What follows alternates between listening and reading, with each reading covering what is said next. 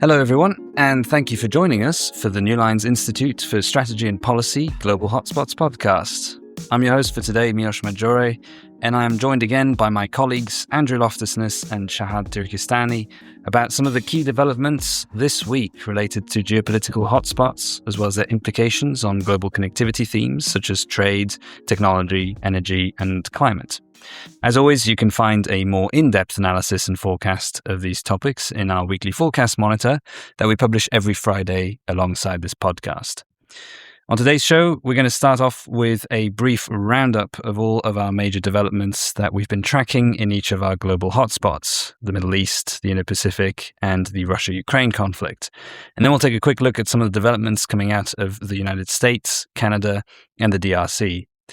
And then after that, stay tuned for a deep dive in which we talk to Shahad about some of the developments coming out of this new security partnership between Pakistan, Turkey, and Saudi Arabia. But first, jumping into our roundup, Andrew, why don't you take it away? Sounds good. Starting with the Middle East, we saw a trend towards the hybrid escalation scenario. The Houthis have stepped up their attacks against international shipping in the Bab el-Mandeb Strait. At least 6 people were killed in a single attack over the course of this week.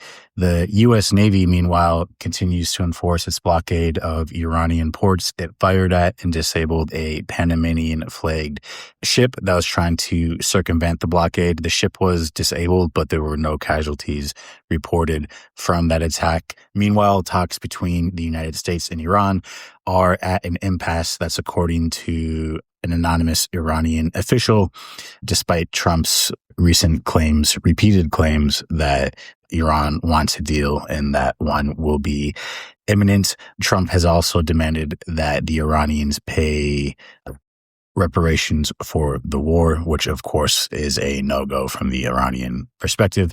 The Iranian Foreign Ministry spokesman said that bilateral negotiations between Iran and Oman are progressing positively.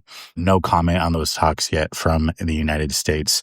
And meanwhile, things escalated in the Levant as Israel conducted airstrikes across several cities in southern Lebanon, threatening the implementation of a recent U.S.-mediated peace agreement. Next, let's take a look at Europe, where the Russia-Ukraine war and transatlantic relations trended toward the military escalations scenario.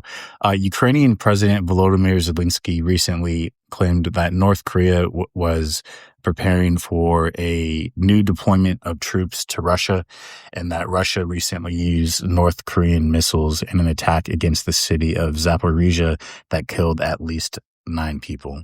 Ukrainian drones have targeted and caused damage at a number of Russian energy, industry, and commercial sites over the course of the week.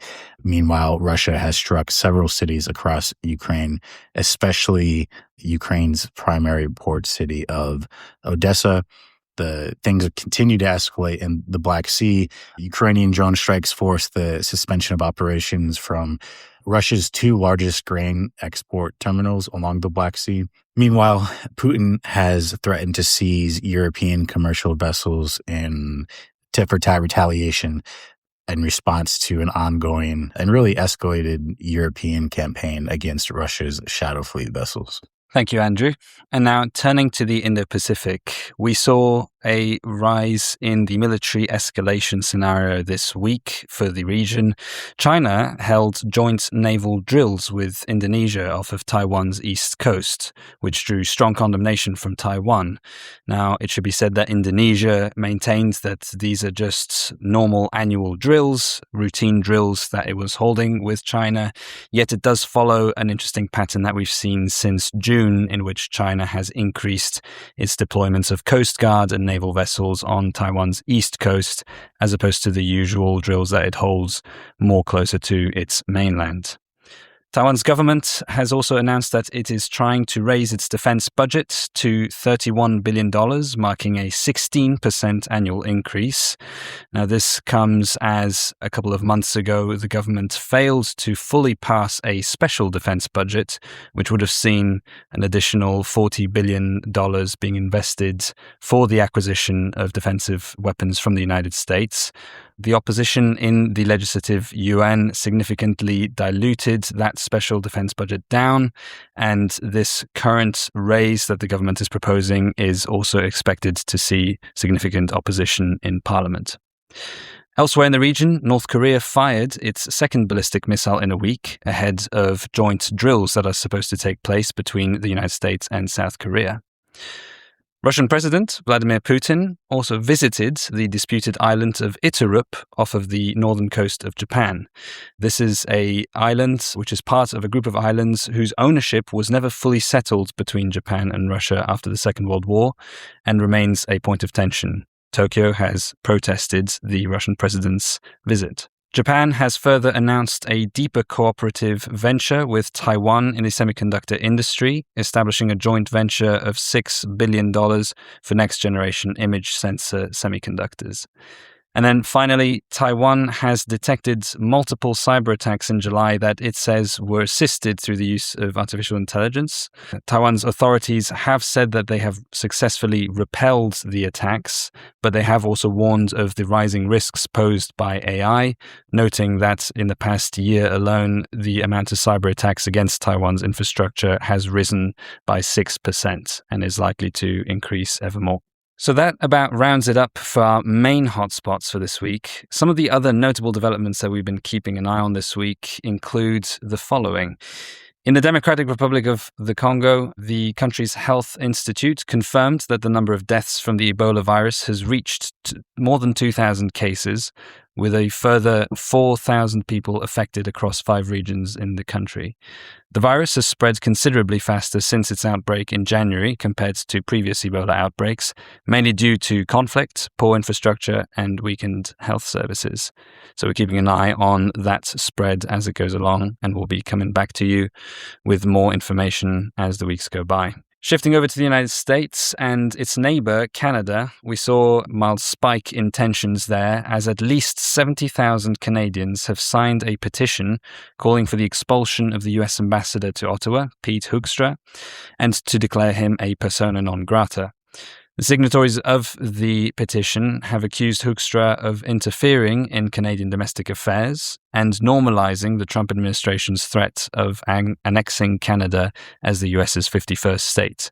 The petition has largely reached the threshold needed for the issue to be discussed in Canada's House of Commons, and as such, the subject is likely to be discussed in the following weeks. And finally, within the United States itself, the number of detainees arrested by the Immigration and Customs Enforcement Agency have increased sharply following the release of a memo in July, which broadens the parameters of a 1996 detention policy that migrants can be arrested under, which is putting strain on the court's ability to process the increased number of cases. It is said that over 400 judges assert the memo is an unlawful interpretation of the 1996 detention policy. So we're seeing a bit of pushback against that enforcement going on there.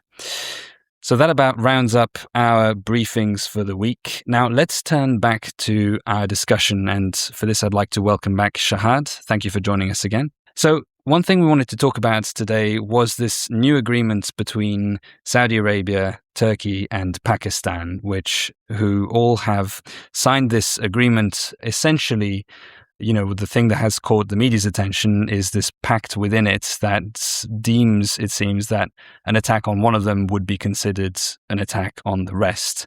So what can you tell us about the agreement as a whole and what it's trying to achieve? Yes. So basically, I think this is a huge deal, just given the scope of it, but also the timing as well. I think at its core, this is a trilateral mutual defense agreement between these 3 countries, Saudi, Turkey, and Pakistan. Of course, we know that Saudi Arabia and Pakistan has first signed a bilateral strategic mutual defense agreement last year. And Turkey formally joined, this month of 2026, which I think is kind of creating a trilateral kind of security pact here. I think the key provision is what you mentioned, Milos, which is an attack against one of the 3 countries. It's considered an attack against all 3. But I think even beyond the collective defense, the agreement is also about building long-term military cooperation through intelligence sharing, joint planning, military readiness and, things like that on the development of joint kind of defense capabilities. So basically, I think it's about, creating the institution and the mechanism that allows the three militaries to work together more effectively. Shahad, appreciate that insight. I'm curious. I think that a lot of countries in the region are questioning the commitment of the United States to their own security and to their own defense, right? In particular, a number of the countries that the United States actually has military bases in. And feel free to disagree with that claim. But otherwise, do you think that this agreement is set to expand? Do you think other countries will want to join this regional defense pact? I think this is actually one interesting question going forward, even to me, is whether the agreement remains to be a three-country framework or maybe whether other regional partners eventually join. Take Egypt, for example. There's many talks about Egypt, potentially joining. But, at this stage, it's really hard for us to make, any speculations about that. There's nothing clear. However, on your point about the U.S., position here, I think we can say that this deal is closer to a strategic diversification or hedging, more than let's say a strategic realignment away from Washington. Of course, Washington D.C. remains very central to the Gulf countries' security, and also to the Middle East, to Pakistan, to Turkey. I mean, one thing is those three countries are very strong partners to the United States. So I think it's just adding another layer to the security architecture rather than substituting what's already existing of a relationship between the U.S. or even its commitment within the GCC. Yes, of course, there's been some, talks that there's a lessening of U.S. commitment in the region, but that's, even since the Obama administration, right? However, I don't think it's something to substitute that for sure. The scale of it is, I don't think, in my humble opinion, can match that of what the U.S. is providing in terms of security.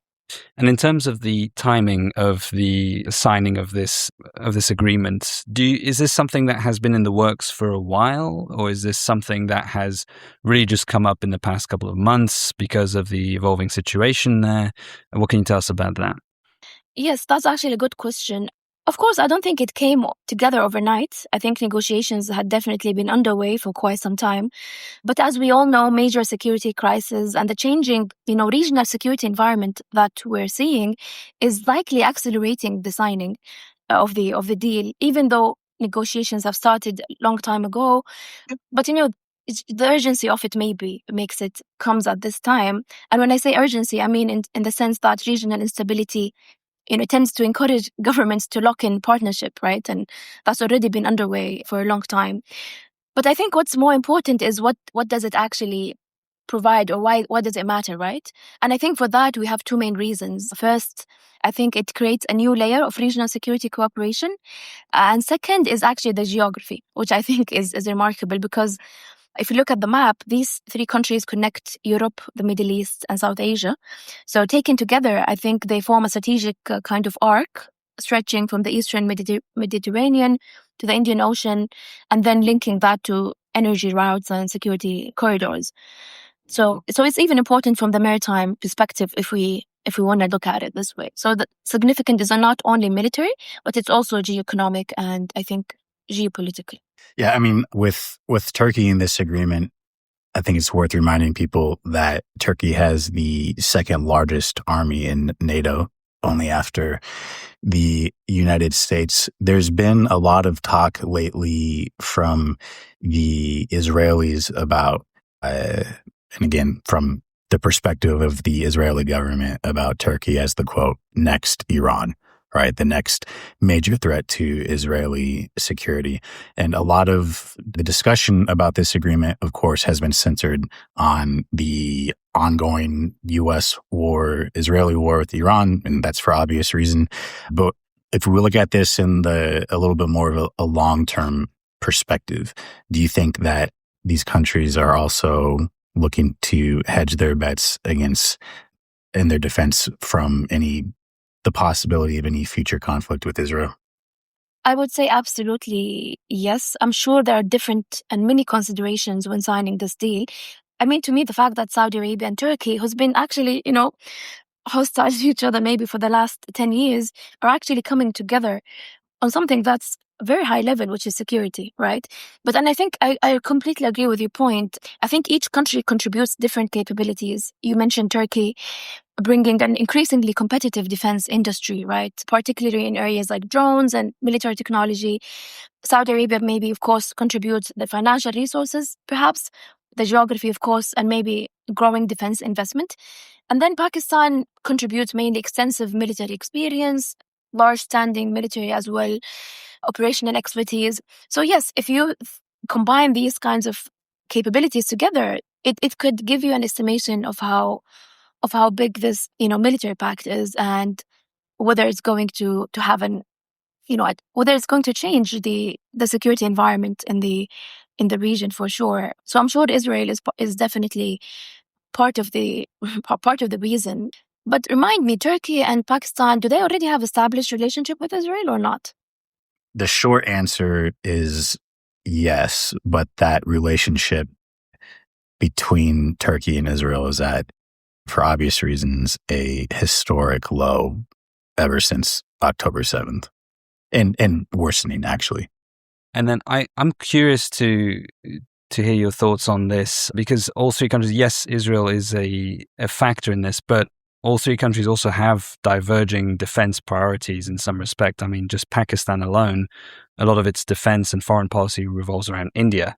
And in this case, I mean, I haven't seen in the agreement necessarily like an outline in the same way that NATO has for, reacting to a threat to one of the countries.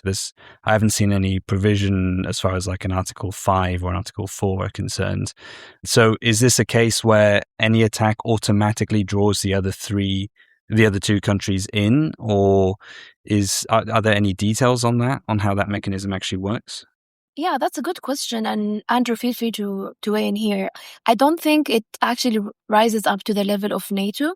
Or some people were even saying, oh, is this actually like a religious pact or something? Or is it like a NATO kind of pact? Of course, the statements that comes out of these governments actually denies that it is anything more than just a defense, collaboration. And yes, it explicitly says that an attack on one is an attack of all three. However, to your point, I don't think it rises up to the level of like Article 5 or this is, I don't think is meant to be seen as a Middle East NATO or as a, those three countries NATO. But, things are still developing. I mean, the pact started with Saudi and Pakistan alone, and now it's becoming more multilateral. So in the future, included more countries, we could potentially see it maybe institutionalizing more, if I can say that. Yeah, Shahad, point well taken. And my main takeaway from what you just said is that the relationship in the defense pact is still developing, right? It's worth pointing out that this pact materialized, of course, during a time of war, not during a time of peace. And it's not an unrealistic scenario that one of these states, in particular Saudi, with everything going on with the Houthi campaign right now, could actually test it, right? I think we discussed this last week when you came on the pod. Saudi Arabia recently engaged directly with the United States against targets in Iraq that had been launching drones into Saudi territory. So I do think that I suspect that the three parties involved also are going into this with the mindset that this deal is inherently defensive in nature, but is developing. And it will be interesting to see what it becomes even within the course of the next few weeks or the next few months. Exactly, because we've been witnessing how the theater of conflict has been moving from the Strait of Hormuz to the Red Sea, right? Both are very important waterways to Saudi Arabia, if we just want to take one example here. So Houthis, as we talked before, kind of threatened a naval blockade on the Red Sea. They haven't been successful to do that. So this is, I think, Saudi Arabia basically, in collaboration with these countries, but also with the US, is trying, I think, in my opinion, to say, we cannot accept that to happen. And I think they kind of succeeded in a way. The Houthis has not been able to fully disrupt, let's say, Bab el-Mandeb, for example. So yes, things are developing more.